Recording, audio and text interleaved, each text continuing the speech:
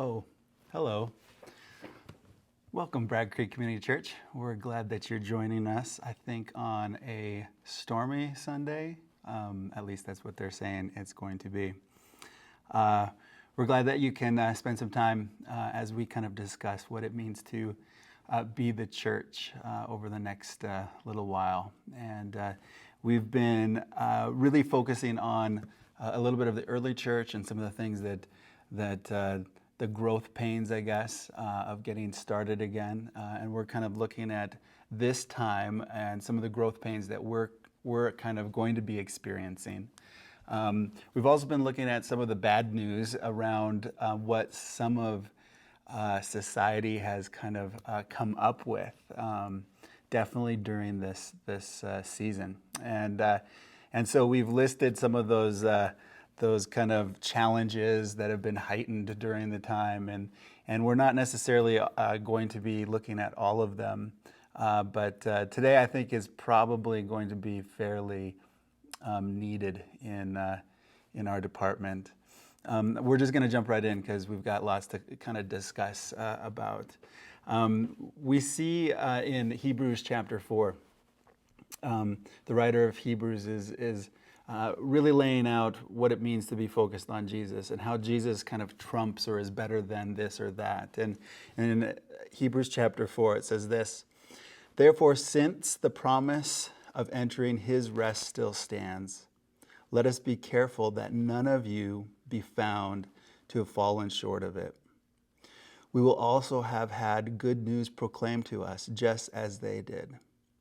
But the message they heard was of no value to them, because they did not share the faith of those who obeyed. Now we who have obeyed enter that rest, just as God has said. So I declared on oath in my anger, they shall never enter my rest. And yet his words have been finished since the creation of the world.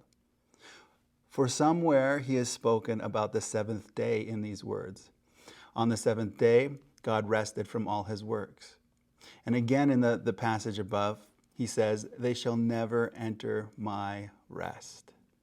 Therefore, since it still remains for some to enter that rest, and since those who formerly had good news proclaimed to them did not go in because of their disobedience, God again set a certain day, calling it today. This he did when a long time ago he spoke through David, as in a passage already quoted. "Today, if you hear my voice, do not harden your hearts." For if Joshua had given them rest, God would not have spoken later about another day. There remains then a Sabbath rest for the people of God. For anyone who enters God's rest will also rest from their works, just as God did from his. Let us therefore make every effort to enter that rest, so that no one will perish by following their example of disobedience. What's interesting about this, many times some people have used this passage to say, oh, the Sabbath, Sunday, Saturday, whatever it is, like we still need to very much uphold it. It's mentioned in the New Testament here, and we should kind of make sure that we don't let that set to the side. And although that is a great practice, it's good to have the cutaway and the time of rest as an actual event or an actual day.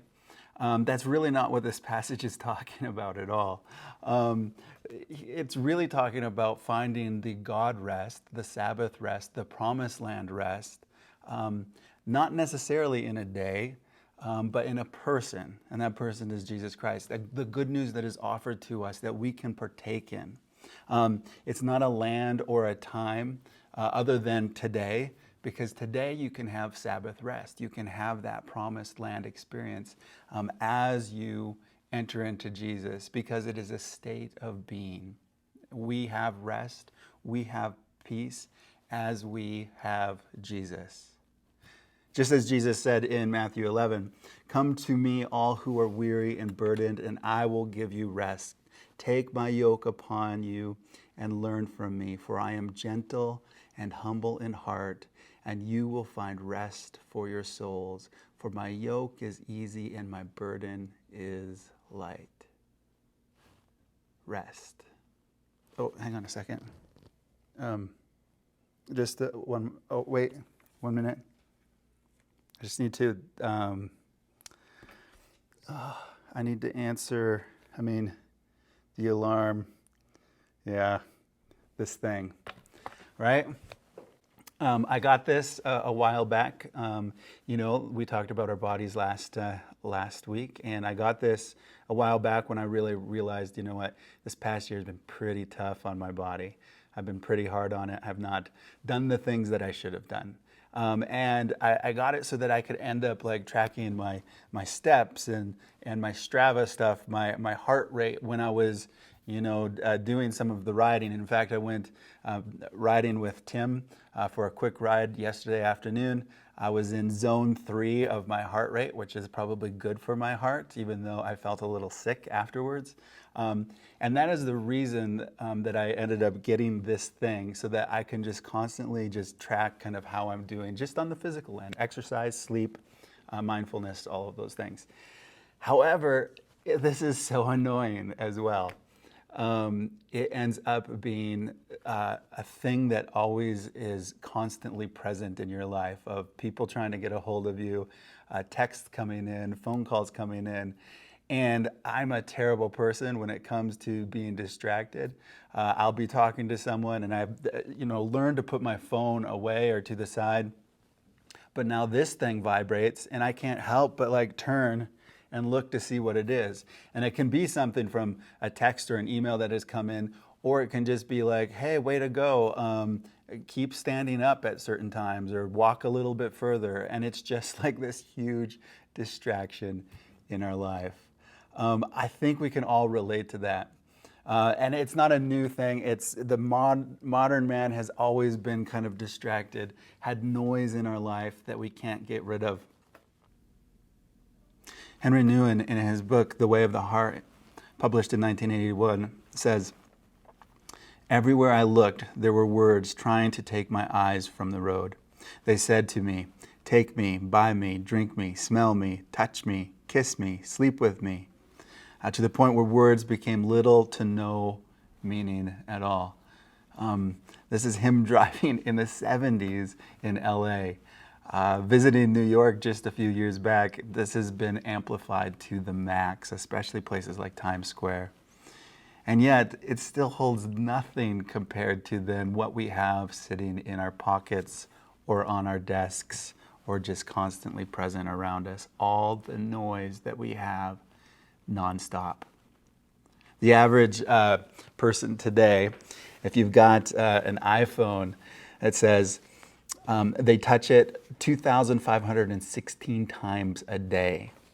The average, that's the average. There is 315 minutes a day that we're staring at it, again, as the average, times that by 2 for millennials and Gen Z.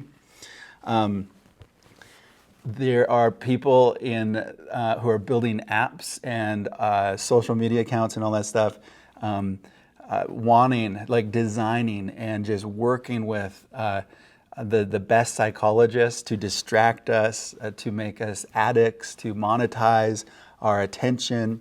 Watch The Social Dilemma. You begin to see like how we have no chance of breaking free from this. Like we will definitely click the next thing and the next thing and the next thing.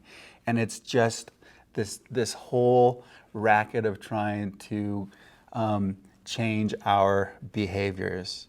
And yet, and I know this is so trope because we talk about this all the time, we realize those who spend more time on social media and participate in that game are more anxious and more depressed. But the latest findings even just say that we're just worse people in general. And we all know this. It's not only something that has been published all the time, but we also just experience that in our life. And that includes Christians. That includes the church. We're just as much in that as everyone else. See, we live in a culture of outrage. during this time. We live in a culture that's just fueling anxiety, outrage, and anger. And it's because all of this is at our fingertips all the time. And there's a lot of different reasons for this, whether it's that we can hide behind the screens, we don't have to look people in the eyes, we can be somewhat anonymous, we get into our echo chambers. All of that stuff feeds into this culture of outrage that we are participating in, that we actually are participating in. It's interesting. When it comes to the outrage, anger is something that just like it comes to the surface whenever you're using your devices. And anger isn't always a terrible thing. I mean, we see this when it comes to injustice, there's this anger, there's frustration. The problem with anger that Jesus warns against time and time again is that anger can be manipulated by our flesh and by the devil very, very easily. Cardinal Robert Sarah says, modern society can no longer do without the dictatorship of noise. It lulls us in an illusion of cheap democracy while snatching our freedoms away with the subtle violence of the devil, the father of lies. But Jesus repeatedly tells us, if you continue in my word, you are truly my disciples, and you will know the truth, and the truth will make you free. He goes on, our busy, ultra-technological age has made us even sicker. Noise has become like a drug on which our contemporaries are dependent. With its festive appearance, noise is a whirlwind that avoids looking oneself in the face and confronting the interior emptiness. Hey, it is a diabolical lie. The awakening can only be brutal. I'm glad he kind of holds back on some of that. Jesus ends up talking about how fear and the noise of our minds and just our frustrations can lead to some bad places in our heart and our souls. He says in Matthew 5, you've heard it said, the people long ago, you shall not murder, and anyone who murders will be subject to judgment. But I tell you that anyone who is angry with a brother or a sister will be subject to judgment. Again, anyone who says to a brother or sister, Raka, is answerable to the courts. Anyone who says, you fool, will be in danger of the fire of hell. So anybody who even just is frustrated and angry and says, you fool, you idiot, I can't believe you're allowing that to take root and you're in danger of the fire of hell. And really what happens in this is we're moving from being frustrated or anger or critiquing a behavior, and we're then turning it to a person. We're moving from hating a position to hating a person. And Jesus says, if you keep that in your heart, you're in danger of the fires of hell. You're in danger of going down that path. In fact, this past week, I heard someone say, anyone who doesn't get the vaccine is a selfish pig. And I understand frustration and people on either ends and all this stuff. But that statement has moved from a position of hey, this is for health or whatever it is that, people are doing from one side or the other side. It turned it to no, this is a character thing and you're a mean person. You've moved it from a position or an idea to a person. And Jesus says we have to be careful about that. We have to end up living a little bit different. One of the contemporaries of Martin Luther King said, I imagine one of the reasons we cling to the hate so stubbornly is because they sense once the hate is gone, they will be forced to deal with their pain. And I think we see that time and time again with road rage, with our tweets and our posts, with Karen culture or Betty culture or all of this stuff, all the different rants. It's if I can just distract my pain on somewhere else, then I don't have to deal with it myself. I don't have to face it head on because I can project that onto somebody else. In 1 John 4, he says, God is love. Whoever lives in love lives in God, and God in them. This is how love is made complete among us, so that we will have confidence on the day of judgment. In this world, we are like Jesus. It's an incredible statement. So as followers of Jesus, like in this world of chaos and frustration, and when everybody's going this other way, where they're ranting, where anger is just at the surface, he's like, no, we are like Jesus. We're like Jesus. There is no fear in love, but perfect love drives out fear, because fear has to do with punishment. The one who fears is not made perfect in love. See, fear can be the driving force of anger, quite frankly. In fact, some scholars would say that one of the most repeated phrases of all of Scripture is "fear not," in different little iterations, but conceptually, it's "fear not," "do not worry," all of this. In fact, Matthew 6 says, do not worry, saying, what shall we eat, or what shall we drink, what shall we wear? For the pagans run after these things, and your heavenly Father knows that you need them. But seek first his kingdom and his righteousness. All these things will be given to you as well. Therefore, do not worry about tomorrow, for tomorrow will worry about itself. Each day has enough trouble of its own. And Matthew 24 says, you will hear of wars and rumors of wars, but see to it that you are not alarmed. Such things must happen, but the end is still to come. Nation will rise against nation and kingdom against kingdom. There will be famines and earthquakes in various places. All these are the beginning of the birth pains. He says, amongst all of this craziness, all of the craziness, right? Do not worry, right? He says, do not be alarmed. Don't be alarmed. In John 14, he says, and this is just so beautiful, peace I leave with you, my peace I give you. I do not give to you as the world gives.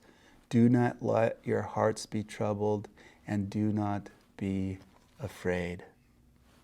So time and time again, we just see Jesus saying, listen, I want you to have something which is apart from circumstances, a peace, a confidence, a place of just passive existence amongst all of the chaos. I want you to experience that when everything is going the wrong direction. In the epistles, many of them open up with grace and peace. That's how Paul writes his letters. His tweets go out, grace and peace. His posts go out, grace and peace. The emails he sends out is grace and peace, even when some of the churches are like not that great, not doing too well. Even when he's pretty frustrated, grace and peace. When was the last time that we sent out our posts with that? And we also recognize that Jesus made peace on the cross, right? Peace between us and God, between us and others. There's no Jew, no Gentile, male nor female. Peace between the sexes, and peace between all of the social economic things. No slave, no free. And he has made peace in all things. And that was really the expression that the church is supposed to be. In a world of chaos, in a world where there's outrage and fear, we're to be a community that ends up being a place of peace. So how do we end up getting there?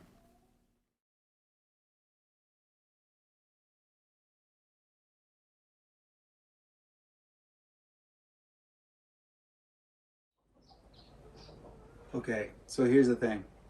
Just as a lot of the bad news situations overlap and are many times kind of blended together, some of the solutions are as well. And, throughout this series, you're just going to hear me repeat a lot of the same things on how to kind of get out of this situation. What best way to move forward out of this.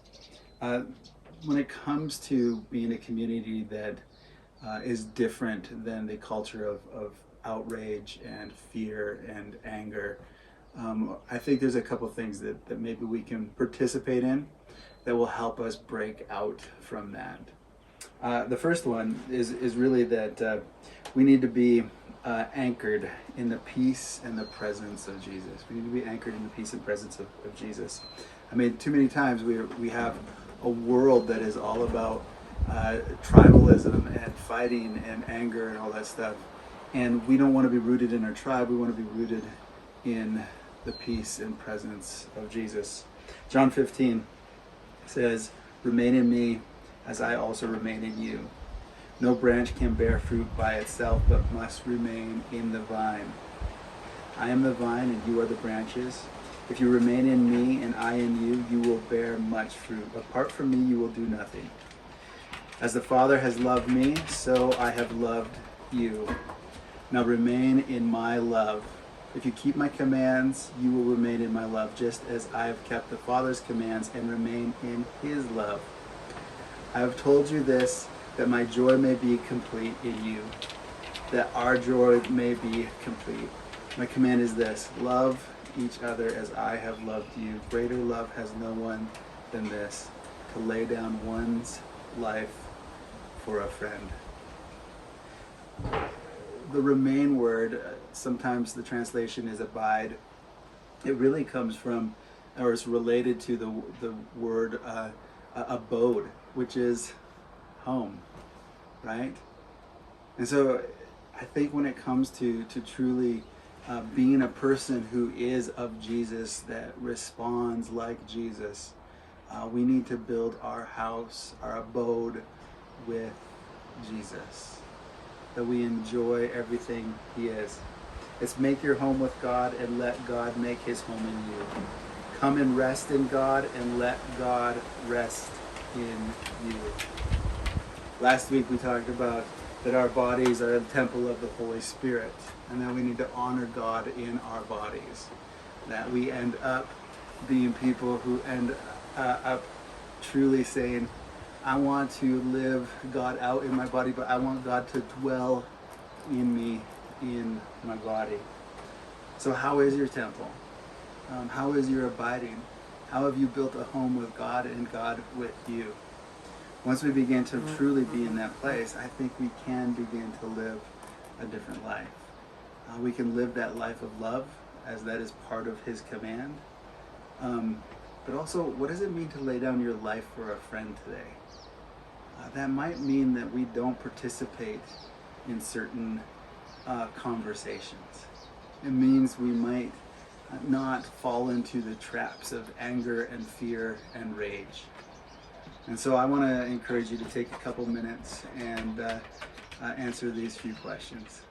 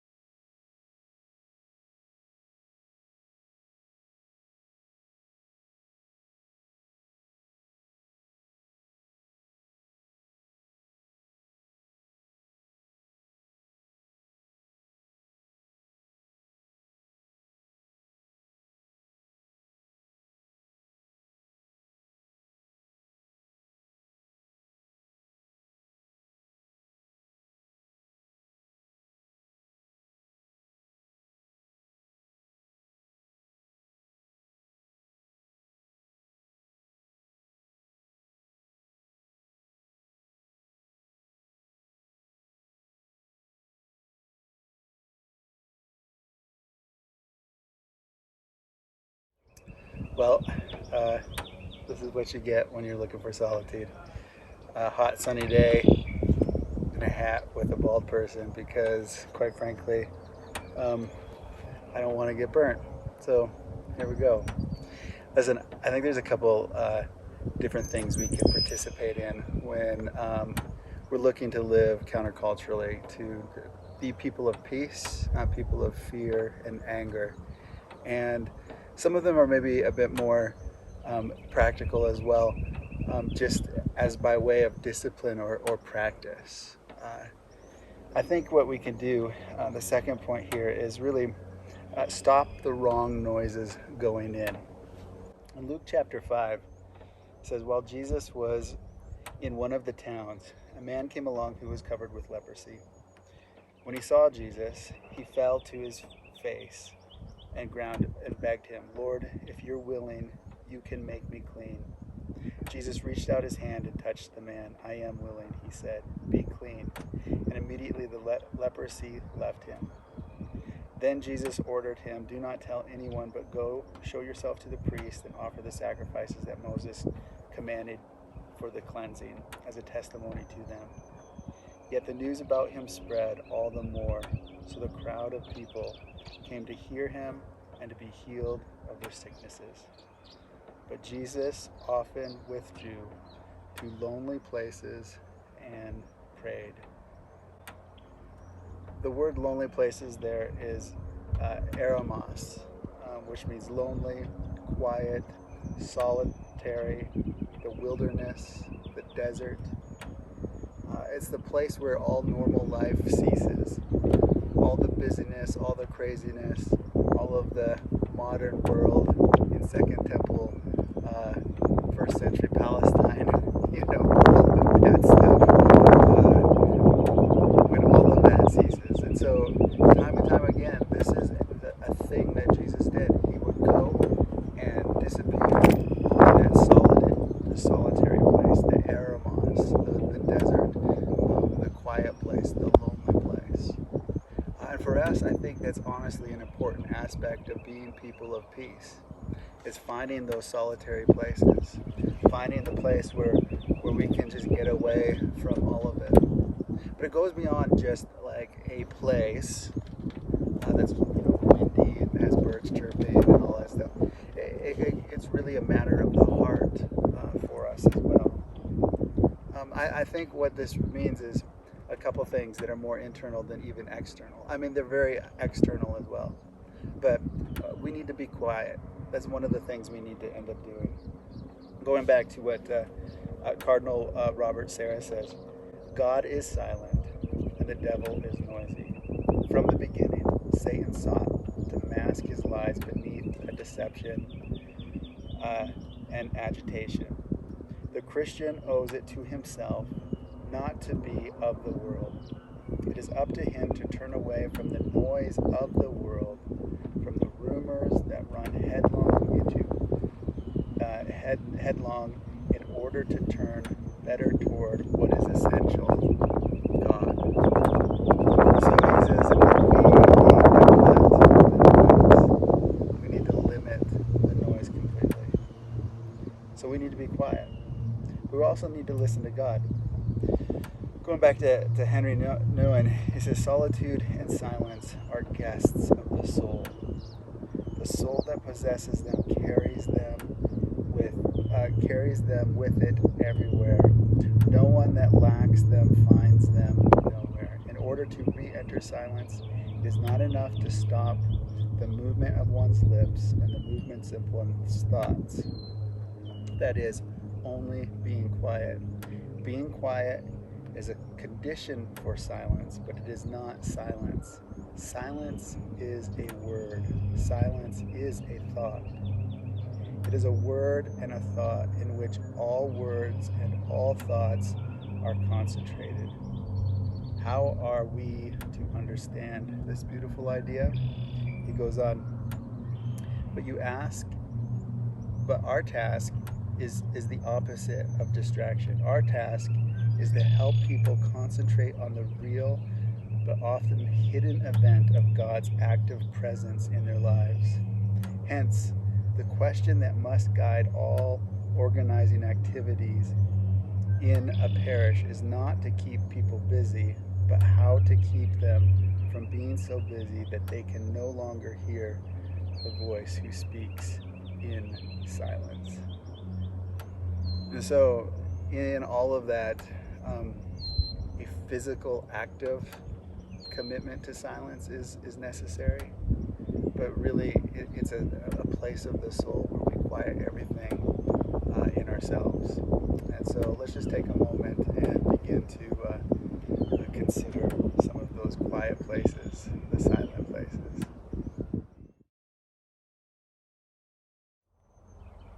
Not only do we commit to keeping the wrong noise from coming in, we need to make sure that we keep the wrong noise going out. Just as important. We need to be quiet. James, of course, in his first chapter, verse 19, my dear brothers and sisters, take note of this. Everyone should be quick to listen, slow to speak, and slow to become angry. Because human anger does not produce the righteousness that God desires. Therefore, get rid of all moral filth and the evil that is so prevalent, and humbly accept the word planted in you, which can save you. So he's like, shift from a posture of speaking and anger to a posture of listening and humility. Listening and humility. So we need to be quiet, right? And keep listening.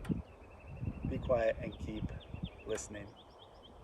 Henry Nouwen says this, to listen, it is very hard because it asks of us much interior stability that we no longer need to prove ourselves by speeches, arguments, statements, or declarations. True listeners no longer have an inner need to make their presence known. They are free to receive, welcome, to accept. Ouch. It's interesting, this was a part of Christian history right from the very beginning. The early Desert Fathers and Mothers in the 300s on, they were weird people, like really, really weird people. They were kind of the start of monastic movements, but it wasn't a monastic as community, monastic as asceticism is. So you wanted to get away and truly be silent. One of those characters were Arsenius the Great. He's like 350-ish to 445. He was part of the Roman courts. He ended up tutoring the emperor. He was well respected. But just like is the theme for Desert Fathers and Mothers, people were not their friend. They didn't want to be in positions of power, of authority. They didn't want to be in the world. And so many of them fled the cities to go to the desert to pray, just like he did. In fact, what drove them out is when Christianity became not only acceptable and not illegal, but became kind of the primary religion of the day, then they began to say, you know what, it's gotten watered down. It's lost being a countercultural movement. And so many of these other desert mothers and fathers left. For him, though, he headed out for a life of prayer, like all of them did. He was really well respected as one of the main characters of the Desert Fathers. His early commitments were trying to make up for some of his indulgences when he was in the modern life.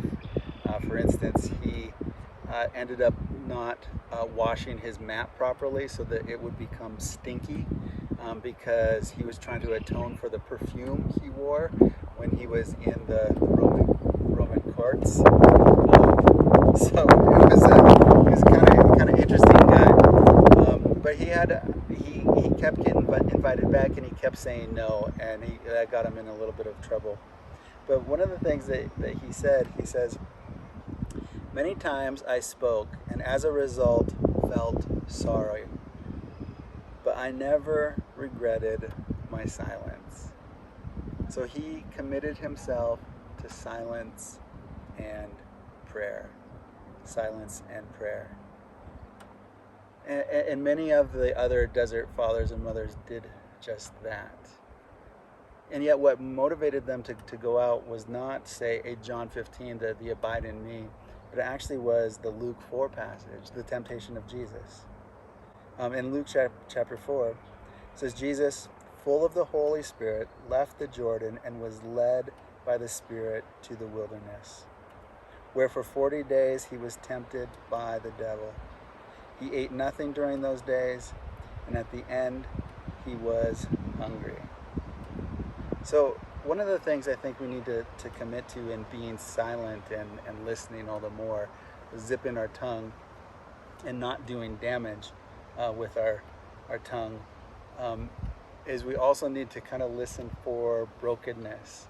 We think of solitude and that is like, being out, on top of a mountain with a cup of coffee and it's all perfect and you can set up the perfect Instagram pic for that.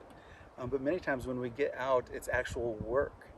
And solitude and silence is actually not escapism, but actually like discipline. It's a radical commitment. And many times when you hit solitude, you go out there thinking you're by yourself and you find the devil. You find things that are like hard and difficult to wrestle with. Just like when you fast and you deny yourself of food and it ends up kind of raising all of those needs that you have, those attachments that you have. Solitude is the same thing. Fasting from noise and fasting from speaking ends up creating some of those same things, where we begin to just recognize our fear and our anger and our needs. Those things, creep up, and the time you think that you're going to be spending praying for someone, you're actually rolling over conversations in your head.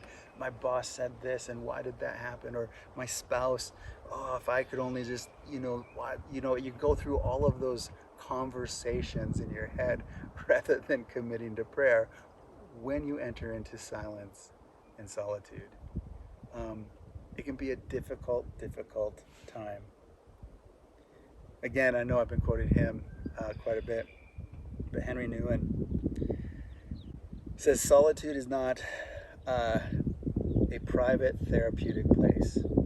Rather, it is a place of conversion, a place where the old self dies and the new self is born, a place where the emergence of the new man and the new woman occurs. Solitude is the furnace of transformation. Without solitude, we remain victims of our society and continue to be entangled in the illusion of false self.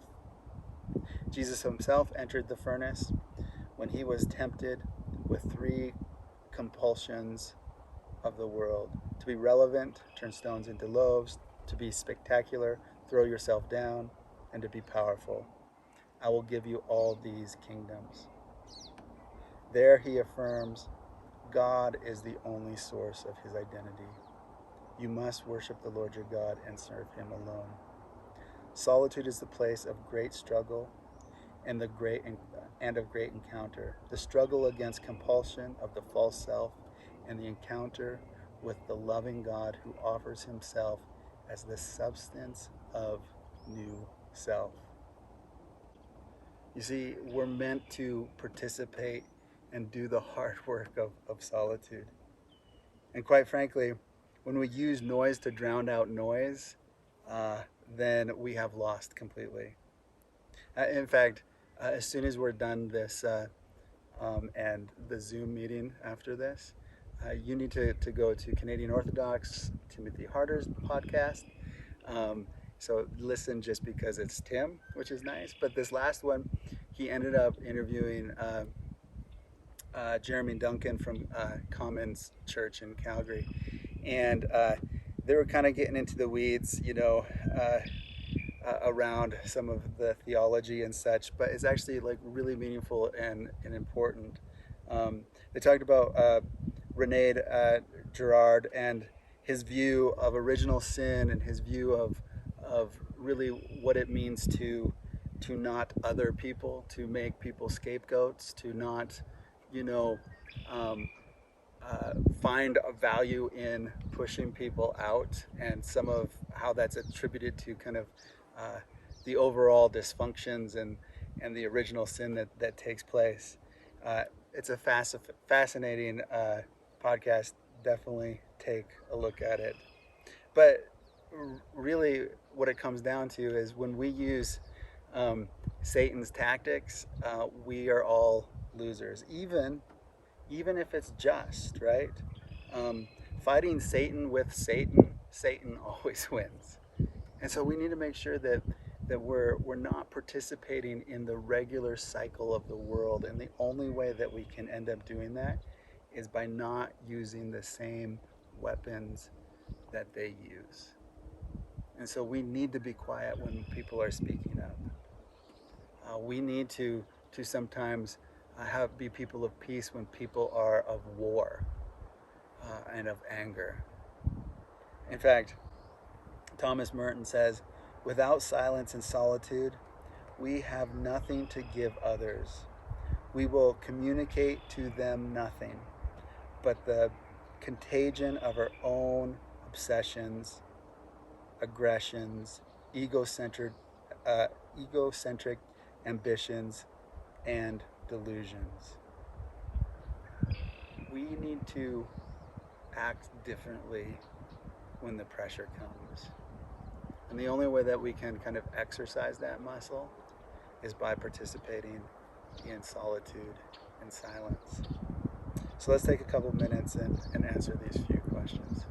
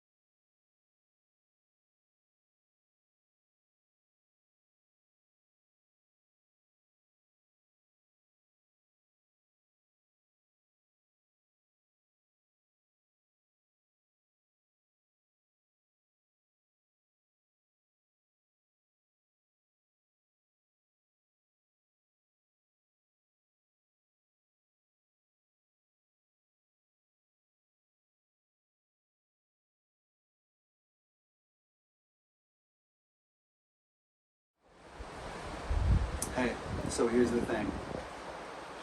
I don't want us to spend our time looking at the world around us and just being seeing the other out there and being disappointed at kind of where culture is taking us. That's easy to do. And even though we spend a lot of today just looking at ourselves and saying, how do we find solitude and begin to live a different life, I think that's appropriate and fine. But I honestly don't want to stop there either. I truly believe that this is like compelling evangelism. It is so easy today to just live differently in this situation. While everyone else is angry and mad and creating a culture of fear and division, a culture of just frustration and just anger, we've got this. Like, if anything, Jesus talks that compelling message to love enemies, to do good to those who persecute you. Paul speaks of living at peace with everyone. And I think it is so easy to then just set a different standard where people then say, like, why aren't they engaging? Why aren't they as upset? Why aren't they using the same language, the same posting things that we are doing? Why aren't they participating in that? I think that can stand as an evangelistic mode to say, listen, we are not of this world in that way. We will not be a culture of fear and anger, but we will be a culture, a community of peace. Community that represents peace, that has the Prince of Peace for us and in us, and that we embody in the way that we relate to our communities. In a minute, we're going to join together around Zoom, but let's just enter the time of prayer. Lord God, we thank you for your goodness and grace. We thank you for you setting a standard for us that is so relevant today, a standard in which we can participate in. We're so grateful that we get to be your church, your representatives in our community. Help us to do this correctly. Help us to have that peace that surpasses all understanding, all circumstances, all craziness of this world, and that you may be glorified in all things. We love you, and we pray this in your name. Amen. God bless you guys. We'll see you in a bit.